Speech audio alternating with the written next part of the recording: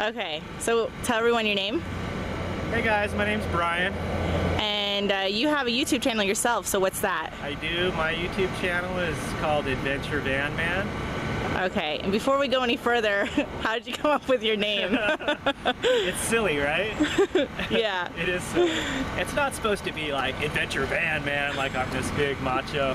It's just, this is the adventure van. I'm a man living in it, and I just seem to fit, so. Very cool. So how long have you been full-time? I've been living out of this van for a little over 2 years. And why are you choosing to live in a van? Like, what made you want to become full-time? It all started with not paying rent, and then with using the internet and Google, I kind of gradually, it evolved from converting this cargo van into a place to live, to not have to pay rent and continue to work in my hometown in San Diego and just, try to avoid the expensive housing costs. And then once I started living in it, I realized that, wait a minute, it's this perfect setup for traveling and being on the road. So do you have any other RV experience before you decided to live full-time? I have tried RVs before. About 15 years or so ago, I bought a Class C. I just didn't have the kind of responsibility and direction in my life back then, and it just didn't work out. I couldn't really keep things together. So I moved back into a studio apartment for 10 years and moved around to a couple different apartments till I decided to try living mobily again. And for the most part, have you been stationary or pretty nomadic? Well, in San Diego, I was almost 2 years just within San Diego working a part-time job, saving up money. Hung out at the beaches and parks and just slept on the side of the streets. And then since I've been on the road since this last September, I really feel like that's how I want to live. I mean, it's cool hanging out in cities, but to have options to come to places like this and be out in nature, that's where it's at for me. So do you mostly boondock, or are you at campgrounds a lot? No, I prefer boondocking. I'm not a big campground. I like being social, and but there's something about having the ability to just be off on my own and being like self-reliant. Like, I really dig that. I'm kind of like a survivalist at heart. Even though I have a very comfortable setup, I do like to kind of push myself and go past my comfort zone and be out in the middle of nowhere. So since you've been out since September, is that like kind of your first time out, like full-time and in the country? Pretty much, yeah. I've taken road trips before. I've been on the road for periods of time, but never like living like this. Like, this is how I'm living. Like, this is not a vacation. This is my life. That's cool. And you prefer living, like, traveling state to state? I do. It's expensive. Gas is not cheap. There's so many places out there, new places I want to see, but I don't mind for like this, like here in the desert in Arizona. I could see myself hanging out for like up to a month at a time, but then after that, getting a little itchy feet and wanting to. For me, a lot of it is just living frugally, not spending a lot of money, and finding places where I can do that. This is a great place to really stretch your dollars. So. That's cool. So when you had an RV before, it was much bigger than this one, huh? I had a Class C, full size. I think it was like a 20-foot Ford Econoline with a Shasta body on it. That was just much too big. I was trying to live in the city, and it was just too much. I didn't need all the space. That was years ago, and then recently, a few years ago, when I decided to go mobile, I did buy a little Toyota Dolphin. And that was actually a small motorhome, but I still felt it was too big.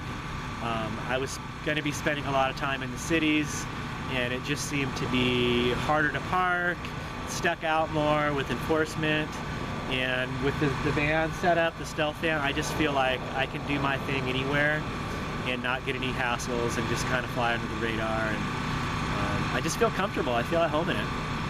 What does your family think of you living like this? They're happy that I'm happy. I don't honestly know the real feelings about the lifestyle in general, but they know that one of their biggest desires for me is just to see me happy, and they see that I'm happy and really don't need to know the details. So And that's kind of where I'm at. Like, I don't overanalyze what I'm doing and the directions I'm going in life. I just try to stay in the present and not dwell too much on the future, and, you know, be responsible, but at the same time, just really try to just stay in the present and enjoy each day. For sure. Have you ever had anyone camp in there with you? I have not. So It's pretty it would small. be tight. Yeah, it would be tight. No pets though either, huh? No, no pets, just me. So since you've been out of San Diego, do you have a favorite location you've been to so far? I've been to a lot of great spots. I explored the West a little bit. Utah is amazing. I really enjoyed Wyoming. I did go to Yellowstone, and I actually enjoyed the surrounding areas of Yellowstone in Wyoming better than Yellowstone. I just really, parts of the country I had never been to up until recently. So Like never been to? never. Wow. Yeah, I never. There's a lot of states that were just recently I'm visiting for the first time, and it's awesome. Wow. It's awesome. So since you boondock a majority of the time, how do you find your boondock places? I use freecampsites.net and you know, that's a great resource, but it's mostly west. The more east you go, there's less free camping. So it worked out really good on my first part of my trip when I started to get past like the Midwest and you know, more east. It seemed like it became more challenging. There was a lot of paid campsites, but the free campsites became less and less. But they're still out there. And for me, when it comes down to it, if I really just don't want to spend the money, I can park on the street or a truck stop, or it's pretty versatile. So. Heck yeah, way more versatile than mine.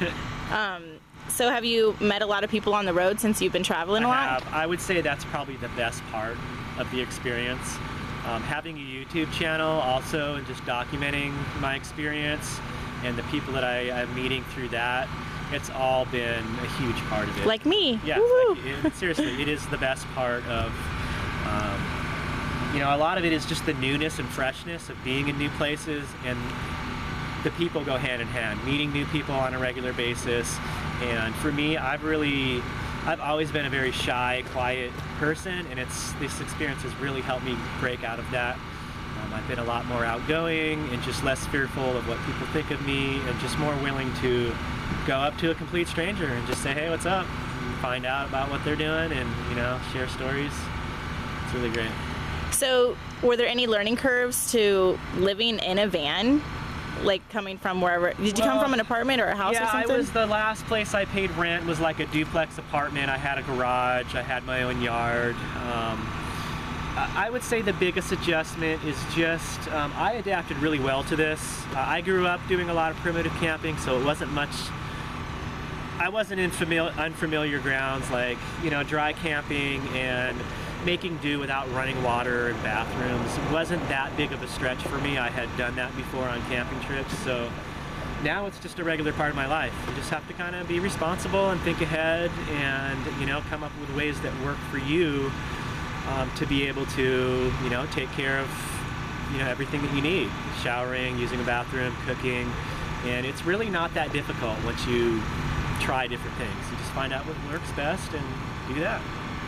Do you have any tips that you want to give people who are thinking about van dwelling in specific? Well, the van thing, you know, it's not for everybody. I think the most important thing is having a comfortable bed to sleep in, being able to get a good night's rest.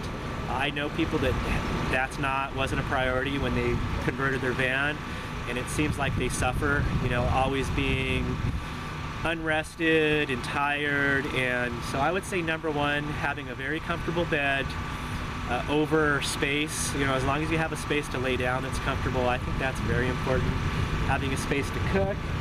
For me, a fridge is a big thing. I don't use a cooler. I have a solar setup with batteries and can run a fridge, and that really was something I knew I needed. I don't have a sink with running water, but I do have a fridge. That was more of a priority. So I think it's you can do your research, but unless you get out there and do it, that's how you find out what you really need, what your needs really are. And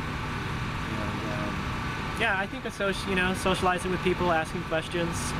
You know, how did you deal with this? How did you deal with that? And just coming to your own conclusions. I totally agree. Can we get a tour of your home? Yeah, we probably don't have the best light, but Yeah, I rarely will open the second door, but if I'm camped out, you know, places, it's nice to get fresh air. I do have the fantastic fan vent, which for this small space it's totally necessary. I don't think I could survive without it. You know, I have my little 12-volt fridge down here. I have a place to cook food. I have enough power to power my fridge, charge my electronics, laptop. I have my water pump. I use one of these water pumps here. This is actually a multi-purpose bucket. It can be a seat. I store a propane tank in there for my heater. And then it can also be used as an emergency toilet. I have it set up to where I can convert it. Nice. That can all be accomplished within the van. I prefer to not do that. If I'm usually in a city or environment or somewhere that's not in the middle of nowhere, there's usually a public restroom somewhere that I can find, and that's more convenient than using this in the van. But when I'm boondocking, say like in the desert in Arizona, I have one of those outdoor shower tents that I'll set up. I can shower in there, I can set up my toilet in there and use that. So I'm not doing everything in the van. And that's a big deal. Once I started doing that, it really frees up. You just have a sense of, you know, not being so cramped, and yeah. So where are your batteries for your solar? Batteries for my solar are in this box here. They're not super easy to get to. I have to remove stuff off the shelf, pull up this wood panel to maintain them, to add water. There is a vent system kind of going out through the front, so it works out. I have two 6-volt golf cart batteries. Between those two, I have enough power for the fridge, laptop. I have an inverter if I need to run anything to plug in. Since I added the second solar panel and now I have 200 watts, I pretty much have enough power now. I'm never lacking. So yeah, I just try to keep things simple, you know. And this this was not a camper van. You transformed it. This was a cargo van. It was a AT&T work van. It had like work racks and just bare metal. So I took and insulated it, added the paneling, constructed these little makeshift, you know, shelving stuff. I did it really on the cheap. I did not invest a lot of money. I know a lot of people spend way more money. I bought the van for $1,800. I probably spent another $1,200 to $1,300 on converting it. So I'm right around $3,000 total, which... I'm impressed. That was the idea. I had the attitude that, you know, this may not work out. It may not be something for me. I may not adapt well to it. I didn't want to invest a lot of money and then have to deal with selling stuff. I just wanted my whole goal with all this is to really just live simply and frugally, not consume a lot. You know, I'm very much a minimalist. I don't have room to put anything. There's stuff I want to buy and I just can't, which is good because I've been a hoarder before when I rented, and it's been a great, the way it's worked out in my life, timing wise. I really feel like I'm happier than I've ever been. There's fears and insecurities that go along as anyone has in life, but overall, I feel like I'm just coming to life. Like, you know, I've just spent so much time working for things that didn't really make me happy, and now my life revolves around what is going to directly keep me happy, and you know, not have to drain myself doing things that don't make me happy. I totally 100% agree. This is a great setup, especially just for like a bachelor. Yeah. So I thank you so much for your interview, and everyone please check out his YouTube channel, Adventure Van Man. Thanks, Brian. Yeah, thanks, Crystal.